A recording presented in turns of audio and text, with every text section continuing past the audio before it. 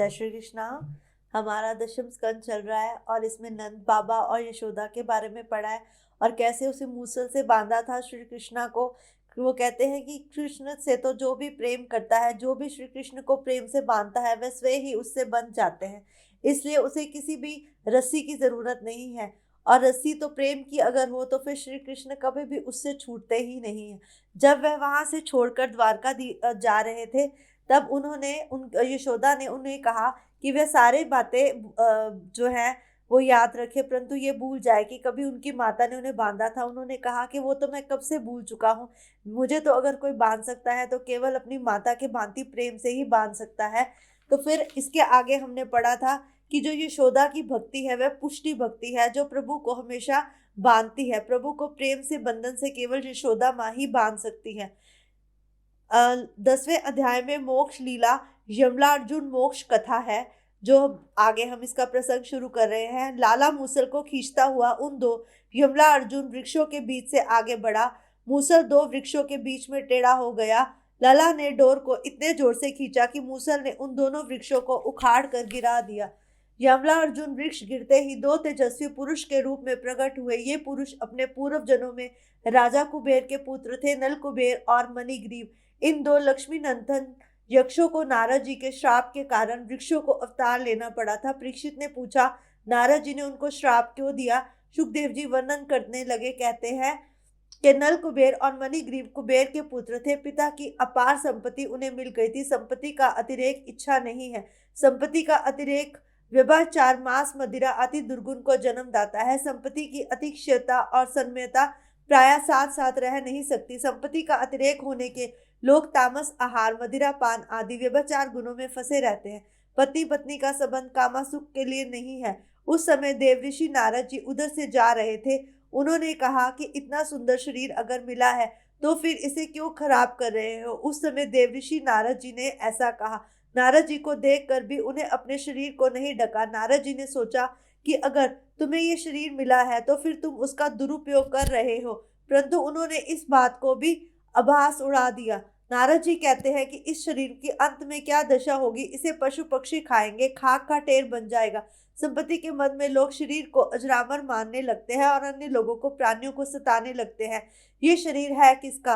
वो कहते हैं कि ये शरीर तो हमारा ही है, हम इसे जैसे भी रखें, हम हमारी मर्जी है। लेकिन एक बात अवश्य है कि मेरे गर्भ माता कहती है कि ये मेरे गर्भ से जन्मा है। पिता कहता है कि ये मेरा है। इस शरीर को अपना बनाने के लिए माता पिता को छोड़कर आई हूँ। मेरा विवाह हुआ है, मेरा अर्धांग बना है, अतः ये शरीर मेरा है। अग्नि यदि इस शरीर पर माता पिता पत्नी का अधिकार है तो प्राणिक मान व पश्चात इसके पास रखने में बाहर क्यों निकाल देते हैं?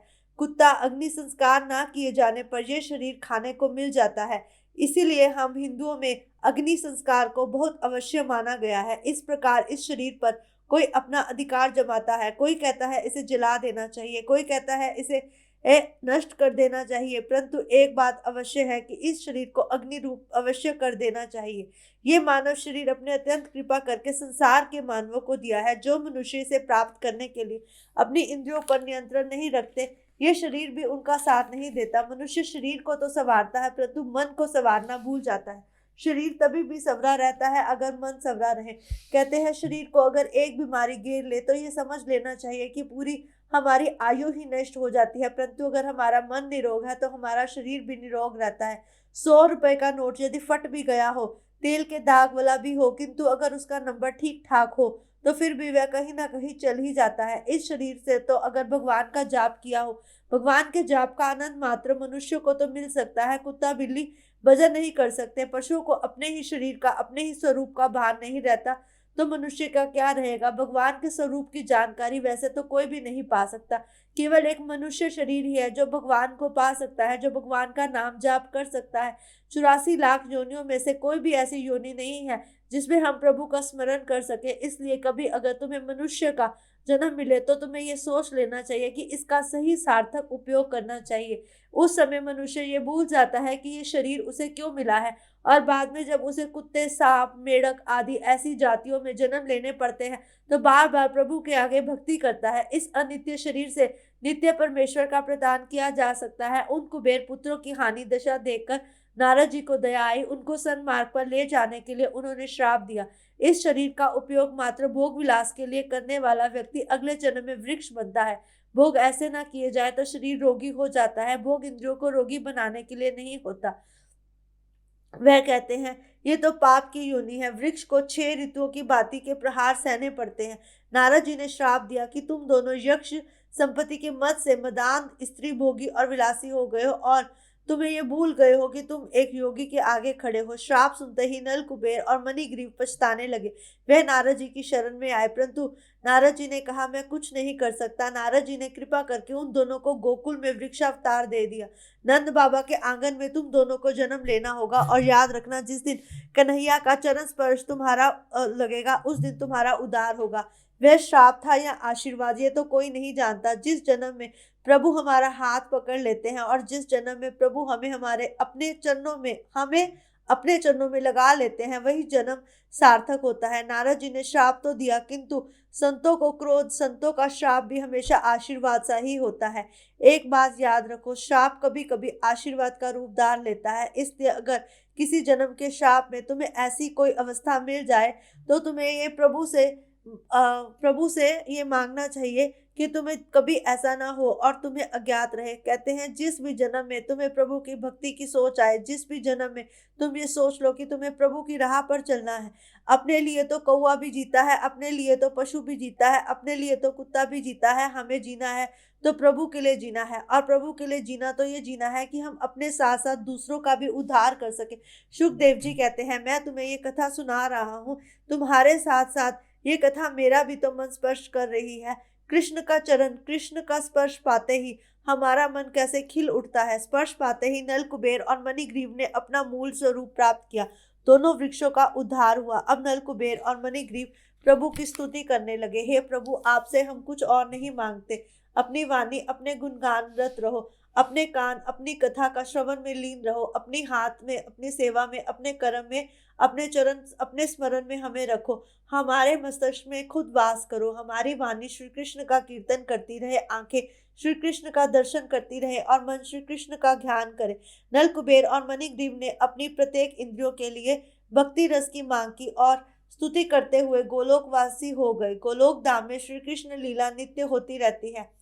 वे दोनों स्निग्ध और मधुकंठ बने। वे दोनों वहां रोज कीर्तन करते थे। मधुकंठ ने कहा, अक्रूर श्री कृष्ण मथुरा ले जा रहे हैं। यशोदा ने यह सुनकर व्यग्र हो गई और स्निग्ध मधुकंठ ने कहा, अब तो पृथ्वी पर रची गई लीला का रसपान करेंगे। लल्ला जो तुम्हारी गोद में है। योग माया ने दोनों वृक्षों को गिरने नहीं दिया। नल, कुबेर और मणिग्रीव ने गोलोक धाम पहुंचते ही दोनों वृक्ष धमाके के साथ गिर गए। धमाका सुनकर गोपियां दौड़ती हुई आई। भगवान की दया से कन्हैया तो बच गया, ऐसा जानकर उन्हें आनंद हुआ। नंद बाबा भी दौड़ते हुए आए। उन्होंने देखा कन्हैया तो मूसल के साथ बंधा हुआ था। इसे किसने बांधा? तब उन्हें यशोदा माँ पर बहुत क्रोध आया। नंद बाबा कहने लगे, बेटा, तुझे तेरी माँ ने बांधा है। ये कैसी माँ है तेरी? लल्ला, आज तक मैं अपनी माता का बेटा था, अब मैं आज से तुम्हारा बेटा हूँ। नंद बाबा की इच्छा थी कि कन्हैया एक बार कह दे कि वह उनका बेटा है। नंद बाबा की ये इच्छा पूर्ण हो गई, क्योंकि वह ही लल्ला हर समय यशोदा माँ करता रहता था। और आज वह कहता कि नंद बाबा, मैं तो यशोदा का नहीं, अब तुम्हारा लल्ला हूँ। लल्ला, तूने को क्यों बांधा? तुझे इस पर दया ना आई? अपने छोटे से बालक को तूने कैसे मूसल से बांध दिया? यशोदा मन मन मुस्कुरा भी रही थी और अपने पति के क्रोध पर झन्ना भी रही थी। यशोदा माँ ने कहा, ये कितनी शरारतें करता है, दूसरों के घर चोरी करता है, जैसे इसे अपने घर कुछ नहीं मिलता। आप इस पर नहीं देखते। परंतु जब उन्होंने वृक्ष के धमाके सुने तो कहीं ना कहीं अंतर से उनका मन भी हिल चुका था। यशोदा विचार करने लगी, गोपियों और बालकों ने रो रो कर सब मना लिया था, मैं ही निष्ठुर हूँ। अब यशोदा माँ खुद ही गलानी से भर उठी। उन्हें लगा कि जैसे उन्होंने कोई बहुत बड़ा अपराध कर दिया। कन्हैया रूठ गया और जानबूझकर रोने लगा। लल्ला ने देखा कि माता भी रो रही है तो वह शांत हो गया। वैष्णव का रोना भगवान से देखा नहीं जाता। श्री कृष्ण का प्रेम और कोई नहीं कर सकता। माता का रोना लल्ला कैसे देख सकता था? कन्हैया, माता, तो मैं सब कुछ भूल जाऊंगा, किंतु तेरा प्यार नहीं भूल पाऊंगा। यह तो गोकुल की एक मुख्य लीला है। ज्ञानी ईश्वर का साक्षात्कार तो हो सकता है, किंतु उन्हें बांधने की शक्ति ज्ञान में नहीं है। भगवान तो केवल भक्ति बांधी जाती है। ज्ञानी ब्रह्म का चिंतन करता हुआ ब्रह्म और हो जाता है, किंतु भगवान को वश में तो भक्ति ही कर सकती है। तप और ज्ञान की अपेक्षा हम और कुछ नहीं कर सकते। परमात्मा जीव मात्र को अपने प्रेम से सरोबार करते हैं, किंतु जीव ऐसा दुष्ट है कि प्रभु के साथ प्रेम ही नहीं करता। प्रभु के प्रति प्रेम को जगाने के लिए प्रभु के उपकारों का बार बार स्मरण करो। मैं परमात्मा का ऋणी हूँ, उन्हीं से कृपा से थोड़ा सा सुख पा सका हूँ, ऐसा विचार बार बार करोगे तो प्रभु से प्रेम हो सकेगा। प्राप्त स्थिति में संतोष मानोगे तो प्रभु प्रेम से का उदय होगा। परमात्मा से कुछ ना मांगो, परमात्मा भी किसी प्रेम के सिवाय कुछ नहीं दे सकता। प्रभु से कुछ भी ना मांगो, लेकिन एक बात है, प्रभु से प्रभु को अवश्य मांगो। जब हम प्रभु से प्रभु को मांगते हैं तो प्रभु हमें स्वयं को देने के लिए अवश्य मजबूर हो जाते हैं। उन्हें उपकारों को हमेशा याद रखो। प्रभु से मांगना है तो प्रभु को मांगो, अन्यथा चीजों को मत मांगो। जब प्रभु तुम्हें मिल जाते हैं तो बाकी की साम सामग्री तो तुम्हें मिल ही जाती है। अगर किसी भी जन्म में तुम भागवत कथा का रसपान कर रहे हो, भागवत कथा सुन रहे हो, तो समझ लेना वह जन्म तुम्हारा सार्थक है। क्योंकि भागवत एक ऐसा ग्रंथ है जिसे पढ़ते रहने से, जिसकी एक एक चौपाई में, जिसकी एक एक श्लोक में स्वयं श्री कृष्ण वास है।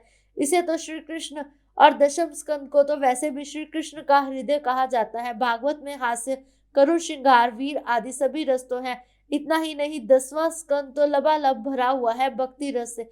10वां स्कंद पढ़ने से हमारे मन की पूर्ण रूप से भक्ति की तृप्ति हो जाती है। जब हम 10वें स्कंद का बार बार रसपान करते हैं तो फिर कहीं ना कहीं श्री कृष्ण का रसपान भी हमारे हृदय में जन्म ले लेता है। भक्ति रस से अन्य सभी रसों से उत्पन्न है। रामचरित्र में रामचंद्र जी कहते हैं, मात्र भक्ति से मुझे आदर नहीं आ पाती। भक्ति को अन्य किसी भी आलंबन की आवश्यकता नहीं है, वह तो स्वतंत्र है। ऐसी भी भक्ति की महिमा है। ज्ञानी माया को आवरण युक्त ब्रह्म का दर्शन करते हैं। ज्ञानी को कीर्ति आदि की चाह होती है, निर्वात्र आवरण रहित ब्रह्म को साक्षात्कार तो केवल गोपियों ने ही किया है। जब तक जीव निर्दोष नहीं हो पाता, जब तक ईश्वर का दर्शन नहीं कर पाता, साधु बनने का कुछ नहीं, सरल होने की आवश्यकता है। अंदर के विकारों को दूर करना ही होगा। दोनों वृक्षों का तो उद्धार होगा, किंतु उस मूसल का उद्धार क्यों नहीं हुआ? श्री कृष्ण दोनों वृक्षों के बीच में उस पार निकाले गए थे, जबकि मूसल तो टेढ़ा होकर उस ओर ही रह गया था। प्रभु ने वृक्षों के अंदर प्रवेश किया था, सो उनका उद्धार हो गया। जिसके अंतरोदेश में भगवान श्री कृष्ण का प्रवेश हो जाता है, उसी का उद्धार होता है, परंतु जिससे केवल भगवान को बांधा जाता है उसका उद्धार नहीं होता। यदि वे हमारे अंतर में बसेंगे तभी हमारा उद्धार होगा। दामोदर लीला द्वारा भगवान जगत से कहते हैं, जब जीव मुझे बांधता है तब मैं उसे बंधन से छुड़ाता हूँ, परंतु जो जीव मुझे बांधता ही नहीं है उसके बंधन भी मैं नहीं काट सकता। सुखदेव जी कह रहे हैं, कई बार गोपियां यशोदा के घर आकर कन्हैया को अपने घर में ले जाने को कहती हैं। कन्हैया तू मेरे घर आएगा? तो कन्हैया पूछता है, तुम्हारे घर में क्यों आऊं? गोपियां पूछती हैं, तो तुझे क्या चाहिए? कन्हैया, मैं तो कुछ भी नहीं खाऊंगा, मुझे तो अपने मित्रों में माखन बांटना है, अपने मित्रों को खिलाना है। ईश्वर औरों को देखकर प्रसन्न होते हैं। खाने वाले की अपेक्षा औरों को खिलाने के में आनंद मिलता है।